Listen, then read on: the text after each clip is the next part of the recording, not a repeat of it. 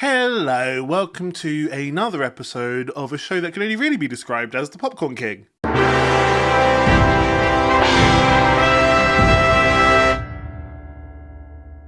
Hello, so today we are going to be doing a movie review of a little film that can only really be referred to as The Iron Claw. This is a film, directed by Sean Durkin, starring Zac Efron, Jeremy Allen White, Harris Dickinson, a whole bunch of actors. So this film is the true story of the Von Erich brothers. And the family, I guess the family in its whole. And they are pro wrestling. They're a pro wrestling family. The dad was a pro wrestler, and he wants his children to be pro wrestlers. And it's just about their sort of tragic life. There's this thing in the story about how the name carries a curse almost, and you really see that in the family and all the tragedy that seems to happen in this family and befall onto this family.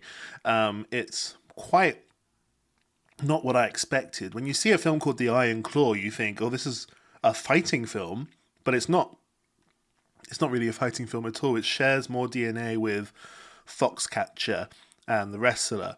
Obviously it's a true story, but it's strange. It's very tender. It's these big, muscly, burly lads who are really tender and they've got a lot of emotion, and they're quite gentle, and they really love each other as brothers. And I have to say that the film is really good. The film is way better than I expected. I'm not a wrestling guy at all. I don't understand wrestling. And this film didn't even sort of clarify what I don't understand about wrestling. Let me explain my problems with wrestling, because maybe you can clarify for me in the comments, because I don't get it. So it's this sort of, it's prearranged, sort of rehearsed fighting in a way, where, you'll talk to your opponent beforehand and be like, okay, we're going to do this, and you do this, and then we'll do this, and then that's what's going to happen in the fight. So it's prearranged. And I understand that you've still got to do a really good performance. You've still got to you've got to attract the audience and attract the crowd and be charismatic and be athletic. I get all that stuff, but in the end, it's like, the winning and losing, is that pre-decided? Because the heavyweight champion of the world is just, if it is the case that it's pre-decided, it's nothing necessarily aspirational. You haven't done much other than other people agreeing for you to win fights. Do you know what I mean? So when he loses and the dad's really disappointed at their performance and just what are we going to do now? It's what do you mean? Presumably this was all rehearsed. You knew he was going to lose before you went into the ring, did you? Or I might be wrong. I don't really understand it, but what are you disappointed at? The acting of the wrestlers? Are you disappointed that, oh, your acting wasn't very good in that fight? Because that could be an issue. That could definitely be something that you would be confused about, but I just can't get over that. Well, and what are the audience even cheering for? It's like they're watching a play, right?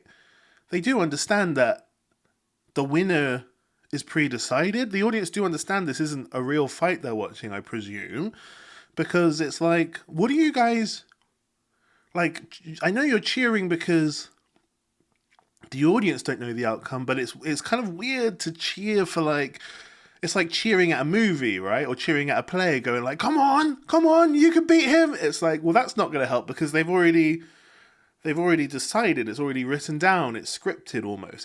It's a play. So I really don't understand. I don't understand it, and I'm not trying to diminish it at all. I understand the athleticism is insane. The amount they put their body through is crazy.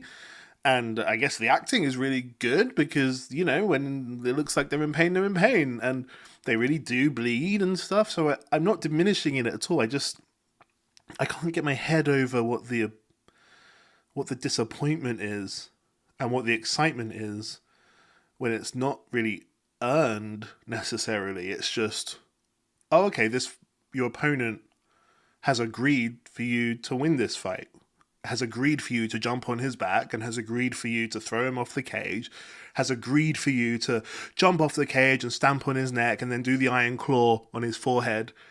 Okay, your opponent's agreed all this. What are you so impressed at yourself with?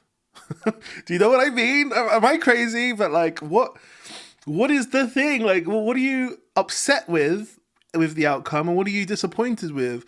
Like, tell me it's just their acting performance, I guess they're upset with. They're like thespians, like, oh, I didn't cry on cue. Is that what it is?